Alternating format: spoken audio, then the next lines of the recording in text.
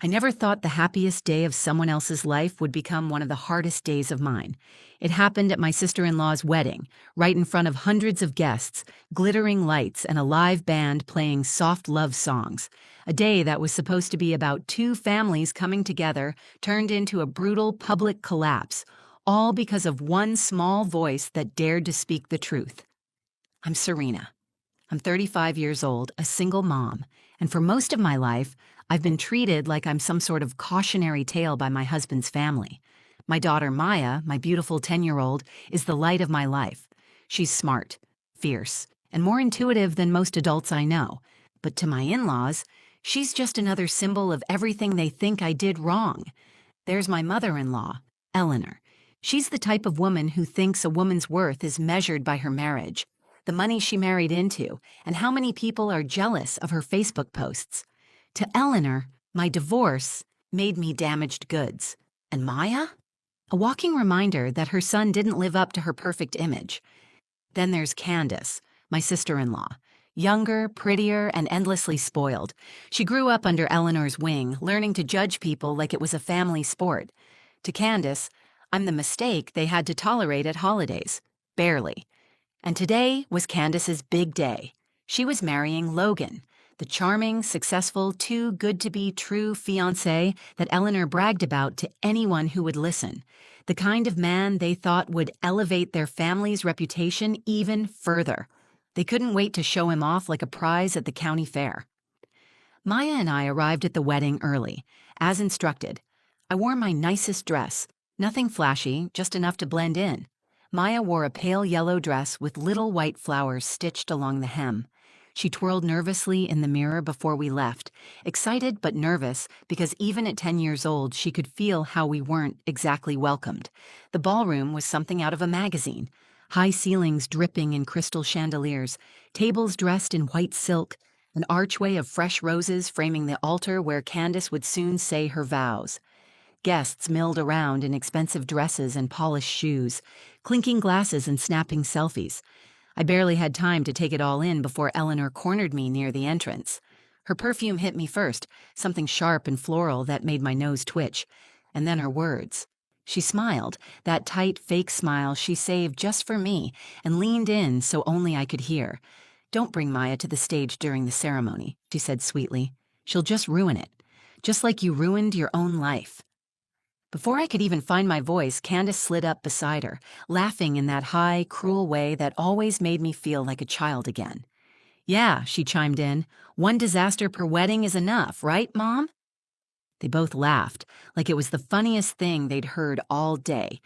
I felt like someone had punched me straight in the gut. My ears rang, my face burned. Maya, who was standing just behind me, clutching my hand, squeezed tighter. I knew she heard every word. I wanted to scream. I wanted to cry. I wanted to grab Maya and run out of that ballroom and never look back. But I didn't. Somehow, I managed to smile, nod politely, and walk past them like their words didn't stick to my skin like tar. We found seats in the back row, far from the front where the important guests sat. I wrapped my arm around Maya and kissed the top of her head. She looked up at me with her big brown eyes, full of questions she didn't ask. I whispered, "We're here for Candace. We'll stay strong." But deep inside, a storm was brewing. I had swallowed so many insults over the years, endured so many side-eyes, snide remarks, and whispered judgments, all because I refused to stay in a marriage that was tearing me apart, all because I dared to raise my daughter without their approval. I thought I was there just to survive another family event. Sit quietly, eat the overpriced chicken dinner, smile for a few photos, and leave. I had no idea that today would be the day Maya, my sweet Maya, would find her voice. And when she did, she wouldn't just protect me. She would tear down the perfect facade they had spent years building. One truth, one brave moment. Everything was about to change. After Eleanor's comment and Candace's mocking laughter, I sat back in my chair trying to pull myself together. The ceremony hadn't even started, and already I felt the old familiar weight settling on my chest, that mix of shame, anger, and helplessness they always seemed to summon without even trying. Maya sat beside me, small but sturdy. Her little hand curled protectively into mine. I glanced down at her and caught her looking around the room, her expression serious. I could tell she was taking it all in, the glittering decorations, the sea of expensive dresses, the carefully crafted image of a perfect family. She might have only been 10 years old, but Maya was no fool. She had already learned to spot the difference between real kindness and fake smiles. I adjusted the bow on the back of her dress, smoothing down her hair. "You look beautiful," I whispered. She smiled, but it didn't quite reach her eyes. The ballroom buzzed with excitement. Waiters in black and white uniforms weaved through the crowd with silver trays, offering glasses of champagne and tiny hors d'oeuvres. Guests snapped pictures under the giant floral arch, the smell of fresh roses so thick it almost made me dizzy. Every detail screamed of wealth, success, perfection. And yet, despite all the glitz, I couldn't shake the feeling that underneath it all, something was rotten. I shifted uncomfortably in my seat, adjusting the hem of my dress. I wasn't ashamed of who I was, not anymore, but being here, surrounded by Eleanor's friends and family, reminded me of how hard I had fought to rebuild my life after my divorce. They never forgave me for leaving their golden boy, even when they knew he cheated, lied, and spent more time at bars than at home. To them, marriage wasn't about happiness. It was about appearances, and I had shattered theirs by walking away. In their eyes, I was the one who failed. And Maya? She was the permanent stain they couldn't scrub away. The officiant was setting up at the altar, checking his notes. Candace's bridesmaids, all in shimmering silver gowns, posed for photos near the back doors. Logan stood by the archway, laughing with his groomsmen, completely at ease, like a man without a single worry in the world. I watched him closely, trying to see what Candace saw. Logan was handsome, no doubt, tall, broad-shouldered, with the easy smile of someone who'd always been told yes. But there was something else, something slick and polished about him that made my stomach twist, like he knew exactly what face to wear for any occasion. I leaned closer to Maya. "You doing okay?" I asked. She nodded, but she stayed quiet, her eyes never leaving the front of the room. From where we sat, we were mostly ignored.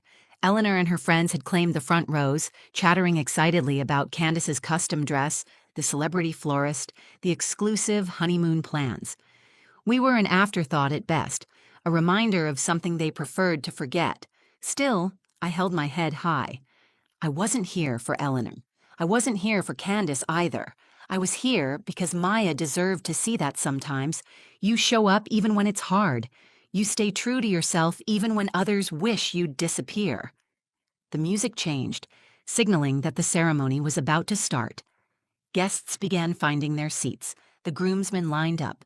Bridesmaids glided down the aisle one by one, each with a perfectly rehearsed smile. Maya shifted restlessly beside me. "Mom," she whispered, tugging on my sleeve, "I need to tell you something." I bent down, lowering my ear to her mouth so she wouldn't have to shout. "What is it, honey?" She hesitated, glancing around to make sure no one was listening. "I heard Logan talking. He said something bad, about Candace, about the wedding." I pulled back and studied her face. She wasn't joking. She wasn't confused. There was a fierce seriousness in her eyes that sent a cold chill up my spine. "What did he say?" I whispered. Maya chewed her lip, struggling to put it into words. He said, "Candace is just a stepping stone, that after he gets what he wants, he doesn't care what happens to her." I sat back hard in my chair, my heart racing. I wanted to believe Maya had misheard. I wanted to believe there was some innocent explanation. But deep down, I knew better. This was a family that prided itself on keeping up appearances, on silencing anything that didn't fit the narrative of perfection they sold to the world. If what Maya heard was true, then Candace, for all her cruelty, was about to walk into a marriage built on lies, and no one here would stop her. They were too busy taking pictures, too busy admiring themselves in the reflection of the chandeliers. I squeezed Maya's hand tight. "We'll figure it out after the ceremony," I said softly, trying to buy us both some time. But Maya didn't look convinced, and as I turned back toward the altar, my stomach sank with a sickening certainty. Maya wasn't the type of child to sit quietly when she knew something was wrong, and today she wasn't going to stay silent, not for anyone. The music swelled, and the guests rose to their feet as Candace made her grand entrance. She floated down the aisle in a dazzling white gown, dripping with pearls and Swarovski crystals, her veil flowing behind her like a cloud. Everyone turned to admire her, everyone except Maya. Maya stayed glued to her seat, her tiny hand clutching mine with surprising strength. She watched Logan instead, narrowing her eyes like she was seeing him for the very first time. As Candace reached the altar, the officiant smiled warmly and welcomed everyone to the ceremony. There was a soft, collective sigh of admiration from the guests. People whispered about how beautiful Candace looked, how handsome Logan was, how perfect they were together. I couldn't focus on any of it. All I could hear were Maya's words repeating in my mind like a broken record. Candace is just a stepping stone. After he gets what he wants, he doesn't care what happens to her. My stomach twisted. My heart hammered against my ribs. I fought to steady my breathing, reminding myself that maybe, just maybe, Maya had misunderstood. Maybe Logan had been joking. Maybe I was overreacting. But deep down, I knew that wasn't true. Maya didn't lie. She didn't exaggerate. She told the truth, even when it was uncomfortable, even when it was hard. As the officiant moved through the opening lines of the ceremony, Maya shifted beside me. I glanced down and saw her fidgeting with the hem of her dress, her face pale and determined. "Mom," she whispered, tugging at my sleeve again, "I have to say something. I can't let her marry him." Panic flared inside me. I shook my head quickly, trying to calm her. "Sweetheart, not now, please. Let's talk about it after, okay?" But Maya's chin lifted stubbornly, the same fierce set to her jaw that I had seen a dozen times before when she decided something was right. The officiant continued, asking the familiar question, the one that always made people chuckle at weddings, but never expect an answer.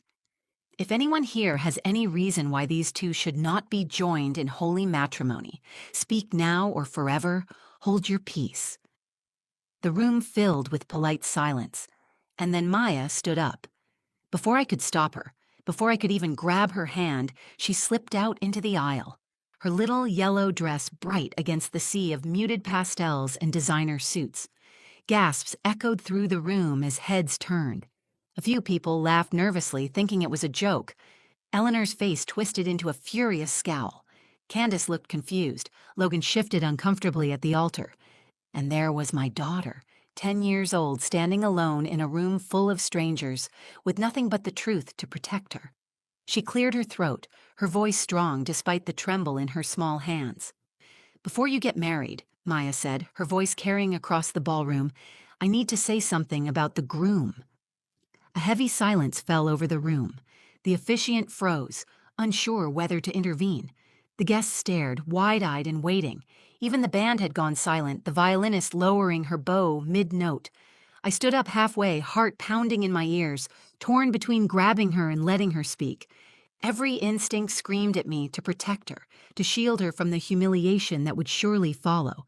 But another voice inside me, the voice that had survived years of being silenced and belittled, told me to stay still.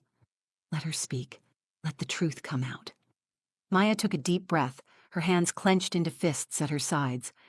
"I heard Logan talking before the ceremony," she said.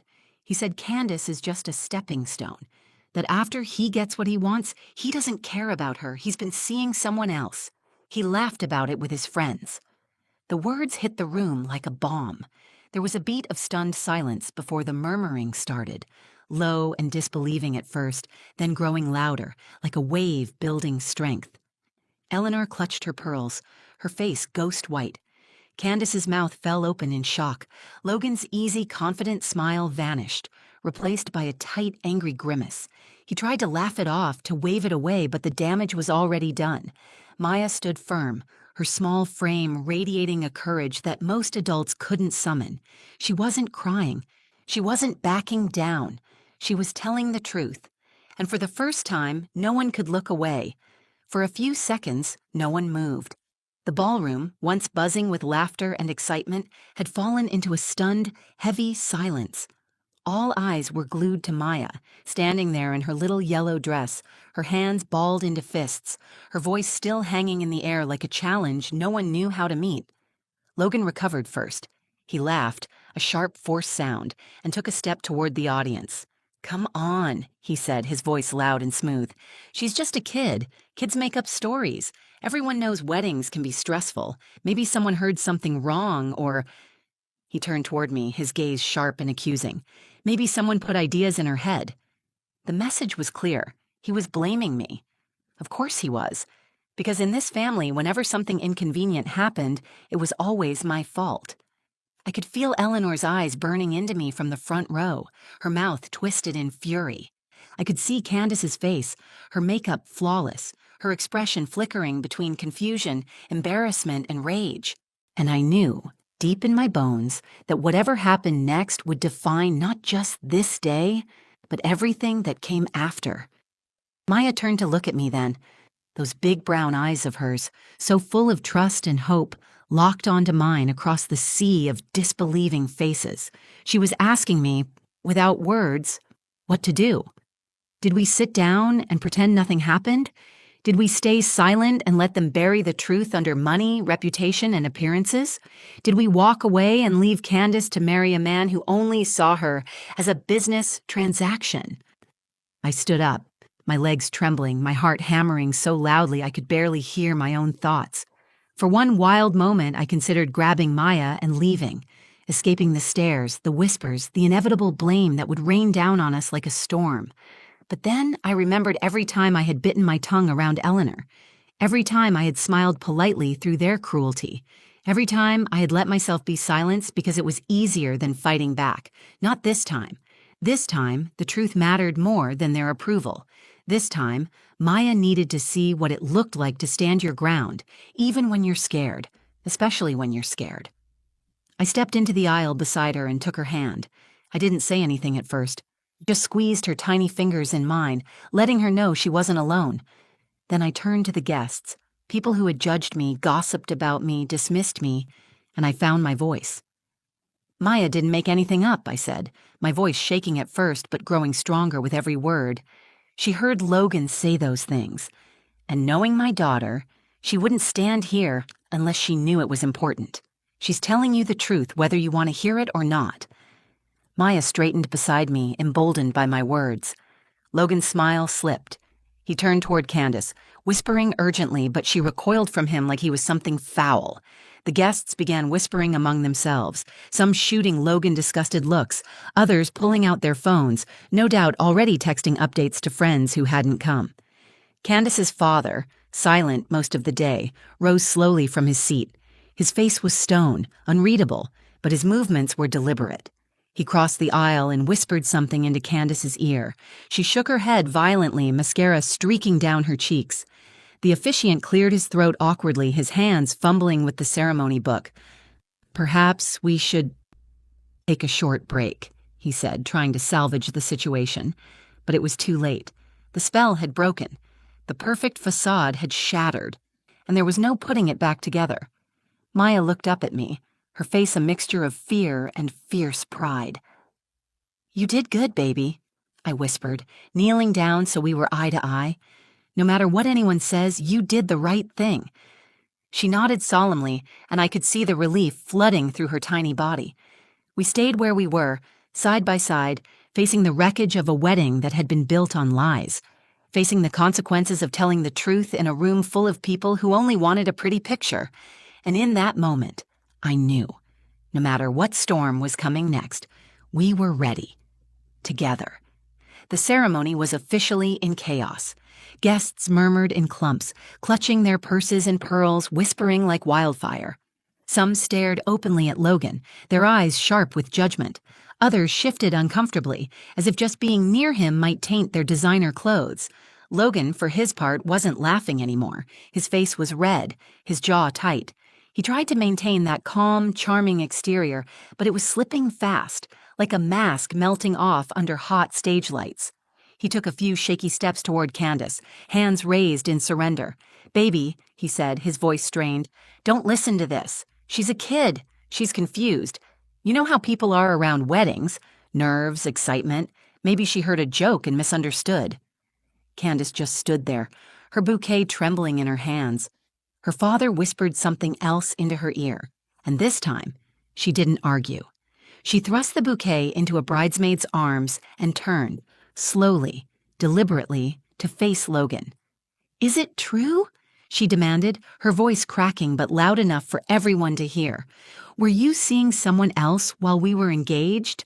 Logan hesitated a second too long. The hesitation was all the answer anyone needed. Gasps rippled through the crowd. Some of the older guests shook their heads and muttered. A few guests even started edging toward the exits, eager to escape the looming disaster. I watched it unfold like a slow-motion car crash. Horrifying, but impossible to look away. Logan's expression hardened. The charming groom act evaporated completely. He sneered, the real man underneath finally slipping free. "You think you're so perfect?" he snapped at Candace. "You and your family acting like you're better than everyone else? You're just a bunch of rich phonies. You think you own me because you threw money at this wedding? Newsflash, sweetheart. I was never in it for love. I was in it for the deal, the connections, the business your daddy could hand me on a silver platter." A collective gasp shuddered through the room. Even Eleanor, who had been frozen in horror until now, stumbled back into her chair, her hand pressed against her mouth. Candace's face crumpled. Tears smeared her flawless makeup as she backed away from Logan, shaking her head like she couldn't believe what she was hearing. The truth was undeniable now, laid out bare for everyone to see, with no way to dress it back up. The officiant quietly closed his book and stepped down from the altar. The band, sensing that the day was done, started packing up their instruments without waiting for instructions. Logan realized he had lost. There was no coming back from this. With a final glare at the room, he turned on his heel and stormed out of the ballroom, shoving past guests without a word. The heavy doors slammed shut behind him, the sound echoing through the stunned silence. Candace stood there alone, trembling, surrounded by hundreds of people yet completely isolated.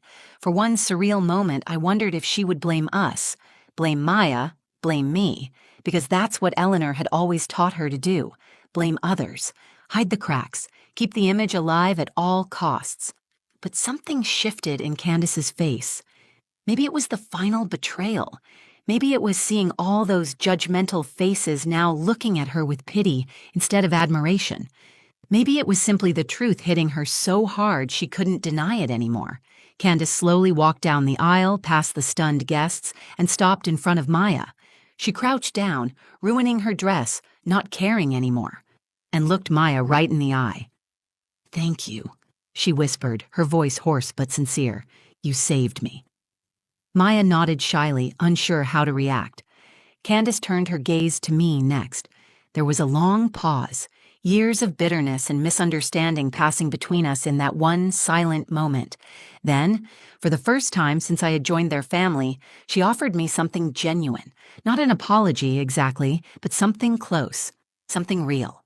She rose to her feet, squared her shoulders, and faced the room. "The wedding is off," she announced clearly.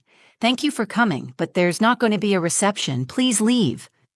It wasn't elegant, it wasn't graceful, but it was honest. And in this family, that was more valuable than gold. Guests began to scatter, some grumbling, others whispering furiously into their phones. Eleanor tried to rally, sputtering about salvaging the dinner or making a statement to the press, but Candace wasn't listening. She walked away from the altar with her head high, not looking back. Maya slipped her hand into mine, her small fingers warm and steady. I bent down and kissed her forehead. "I'm so proud of you," I whispered.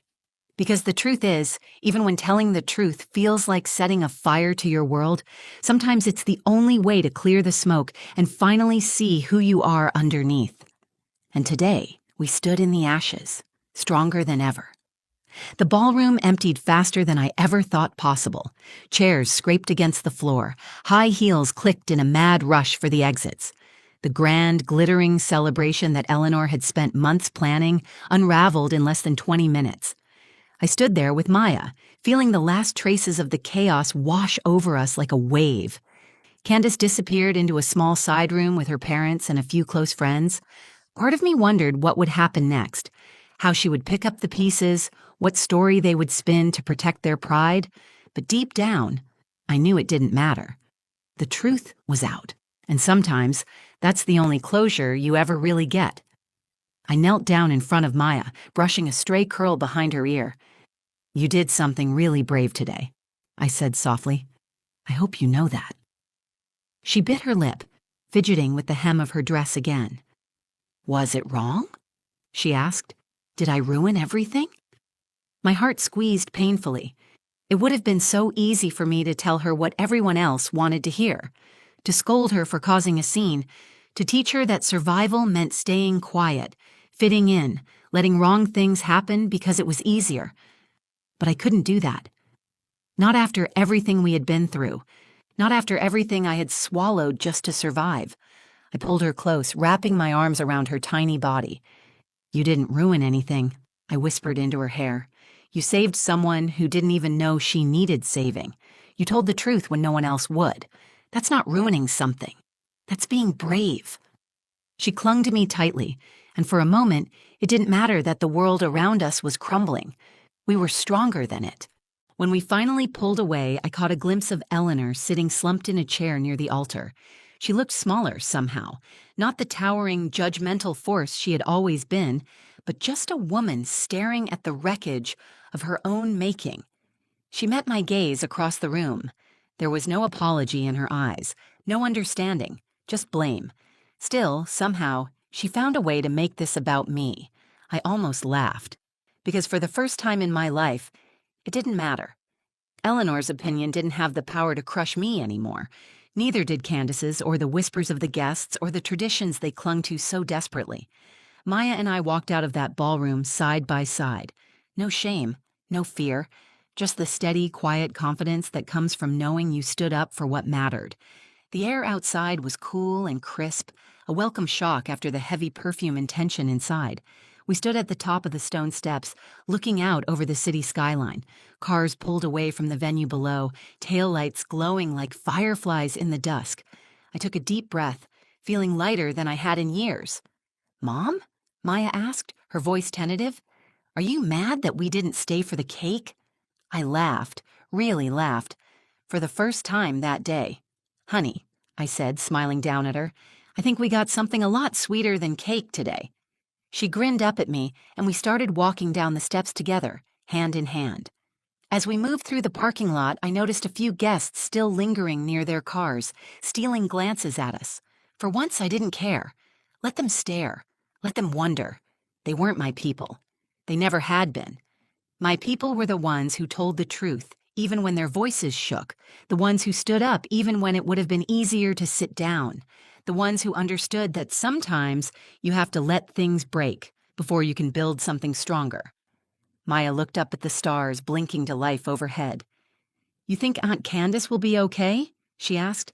I squeezed her hand. "I think she's going to have to figure out who she is without someone pretending to love her. And sometimes," I added, "that's the best thing that can happen, even if it doesn't feel like it at first." We found our old car in the back row of the lot, sandwiched between two luxury SUVs, and climbed inside. As I started the engine and pulled onto the road, I felt a quiet sense of peace settle over me. Not everything had been fixed, not everything had been healed, but the important thing, the thing that really mattered, had been protected. My daughter knew she could trust her voice. She knew that being brave might not make you popular, but it would make you powerful. And maybe, just maybe, she taught me that too. Because that night, as we drove away from the wreckage of a wedding that never should have happened, I realized something. I hadn't ruined my life. I had saved it. And so had she. Sometimes, the hardest thing we can do is stand up and speak the truth when everyone else wants to stay silent. Sometimes, it's not the loudest people who change the world. It's the ones who refuse to stay quiet, even when their voice shakes. Maya reminded me of that, and maybe she reminded a few others too. Thanks for listening to our story. If it touched you, if you felt even a little spark of courage or strength from it, I would love for you to like this video, share it with someone who might need to hear it, and leave a comment below. Tell me, have you ever had to stand up when it would have been easier to stay silent? And if you want to hear more real stories about love, courage, and finding your voice, Make sure to subscribe to the channel and turn on your notifications so you never miss the next one. Until next time, remember, your voice matters, and sometimes speaking up is the most powerful thing you'll ever do.